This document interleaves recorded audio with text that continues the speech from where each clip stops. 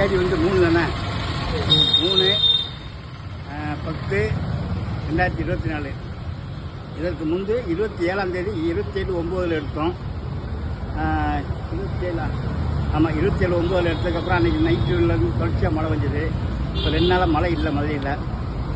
இன்றைக்கி வந்து வானத்தை கூலிங் கொடுத்து மழை வர வைக்கிறேன். ஜில்லத்து கொடுத்து இந்த செருப்படியாமல் நடந்து இந்த பூமியுடைய சூட்ட உடம்பு வாங்கி ஆப்பிள், அன்னாச்சி பழம் போன்ற பல சுற்றுகளை சாப்பிட்டு தண்ணியில் குளித்து கிளைமேட்டை மாற்றி வர வைக்கிறேன். இது வந்து புரிஞ்சான மெத்தடு.